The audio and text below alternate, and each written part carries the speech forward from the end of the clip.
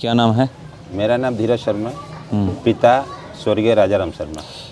एक ज़मीन का मामला आ रहा है, आपके पिता के नाम ज़मीन है और वो खरीद बिक्री हो गई है, उसके बावजूद भी ये पता चल रहा है कोई उस पे दूसरा ही दखल कर रहा है, तो इसमें क्या हकीकत क्या है?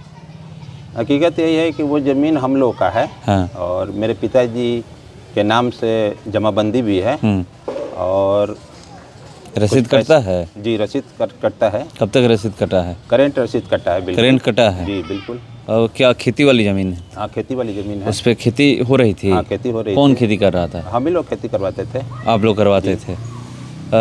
तो फिर ये कैसे आ रहा है? आप लोग किसको बेचे हैं? हम लोग ये फिरोज अंसारी को ज़मीन है, हाँ 55 डिसमिल बेचा गया है। हाँ। और ये लगभग जनवरी 2024 में इसका रजिस्ट्री हुआ है। जी।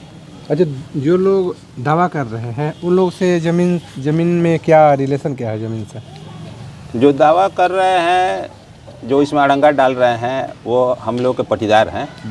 उनके पिताजी स्वर्गीय जगन्नाथ शर्मा थे, वही थोड़ा सा मतलब गलत सलत कागज़ बनाकर और दावा करते हैं कि ज़मीन मेरा है, लेकिन हकीकत में ज़मीन हम लोग का है।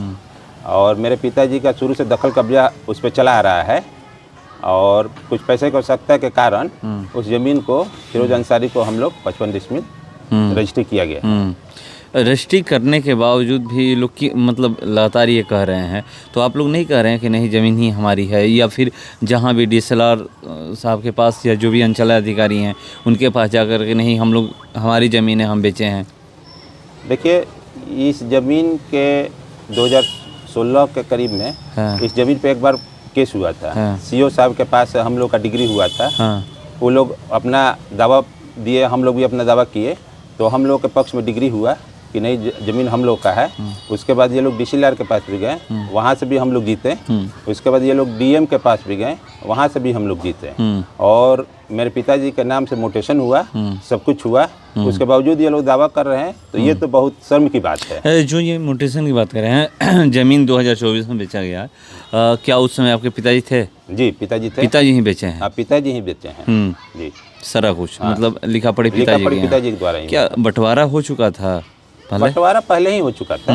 जी, बंटवारा पहले हो चुका। मतलब वो जो ज़मीन बेचा गया है 55 डिसमिल, वो आप लोग के जिम्मे था? हाँ, हम लोग के जिम्मे था। आप लोग जो बो रहे थे? जी जी। कभी मतलब इसके बाद ये नहीं कहा गया अभी जो हुआ है म्यूटेशन नहीं हुआ है, म्यूटेशन क्यों नहीं हो रहा है? अब म्यूटेशन नहीं हो रहा है कि वो लोग अपना मतलब जो भी अपना कागज़ पत्र दिखा रहे होंगे, लेकिन मोटेशन तो हो जाएगा। मोटेशन हो जाना चाहिए, इसलिए कि उसमें कोई बहुत ज़्यादा एथी वाला बात नहीं है। क्योंकि ज़मीन हम लोग का है और हम लोग के नाम से सारा कागज़ पत्र है, तो कोई उसमें दिक्कत नहीं है। कागज भी खतियान होता है, सब खतियान है। रजिस्टर 2 में किसका नाम है? रजिस्टर 2 में पिताजी का नाम है। रजिस्टर 2 में पिताजी का नाम? जी, पिताजी का नाम। मतलब हर जगह आपके पिताजी का नाम है? बिल्कुल। वो 55 डिसमिल ज़मीन? हाँ, सारा कुछ कट रहा है। सब कुछ कट रहा है। किसके नाम से कट रहा था रसीद? रसीद पिताजी के नाम से ही कट रहा था अभी तक? जी। पिताजी की कब डेथ हुई? पिताजी का डेट 17 फरवरी 2024 को। मतलब ज़मीन बेचने के 1 महीने बाद? ज़मीन बेचने के बाद। अभी क्या दिक्कतें आ रही है? अभी तो दिक्कत वही है कि लोग अपना दावा प्रस्तुत कर रहा है। कौन दावा प्रस्तुत कर रहा है? स्वर्गीय जगन्नाथ शर्मा जी के जो बेटे हैं वो लोग। लेकिन ये गलत है बिल्कुल। ये दावा जो भी कर रहे हैं बिल्कुल गलत है। और ये सब तो कागज़ है, देखने वाली चीज़ है, लेकिन वो लोग मतलब जो भी कर रहे हैं वो शर्म की बात है। तो ये भी पता चल रहा है कि जिसको आप लोग ज़मीन बेचे हैं वो भी DSLR के पास उनकी भी डिग्री हो चुकी है। हाँ, ये तो सुनने में आया है मुझे भी। लेकिन बावजूद यहाँ पर जो है मोटेशन नहीं हो रहा। तो सारा मतलब मोटेशन तो हो जाएगा। मोटेशन सारा डॉक्यूमेंट आपके पास है? मतलब पहले का, हाँ, बेचने से पहले का जो आपके नाम था? जी। पिताजी के नाम जो ज़मीन था जी, वो सारा कुछ आपके पास है? जी। रजिस्टर 2 में नाम हो या फिर रसीद कटाना हो? नहीं, सब कुछ है। सब कुछ है जी, सब कुछ। उस समय कोई दावा नहीं कर रहा? 16 में जब आप लोगों की डिग्री हो गई उसके बाद तो कोई दावा नहीं किया? उसके बाद तो कोई दावा नहीं हुआ। लेकिन हम लोग जब इस ज़मीन को बेचे, उसके बाद पता नहीं इन लोगों के दिमाग में क्या आया और क्यों दावा कर रहे हैं, ये तो वही लोग बता पाएंगे। जिसको ज़मीन आप लोग बेचे हैं, ये भी खबरें आ रही है कि फिरोज अंसारी उन पे भूमाफिया का आरोप लग रहा है कि वो भूमाफिया हैं। नहीं, ऐसा तो कोई बात नहीं है।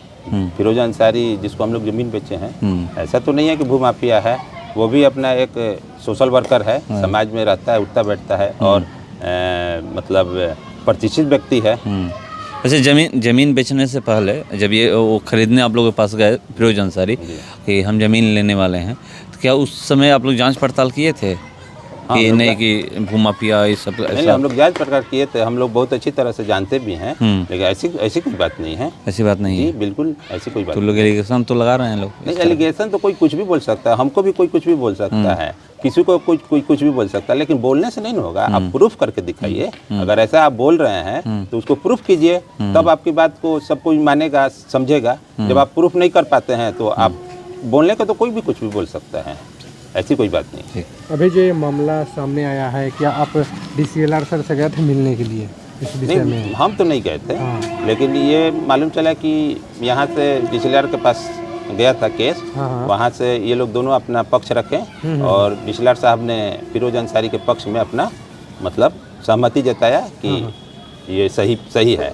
ये जो लिए हैं सही है, इनका मोटेशन होना चाहिए। अगर मान लीजिए कि अगर आपको ढूंढा जाता है किसी भी अधिकारी के पास, चाहे DCLR हों या DM साहब हों या फिर अंचलाधिकारी के पास, कि जिससे आप लोग ज़मीन खरीदे हैं, मतलब फिरोज अंसारी से कहा जाता है कि जिससे आप ज़मीन खरीदे हैं, आप उनको लेकर आइए, तो क्या आप वहाँ जाइएगा? क्यों नहीं जाएंगे? इसमें कोई हम चोरी चमारी थोड़ी किए हैं, क्यों नहीं जाएंगे? बिल्कुल जाएंगे।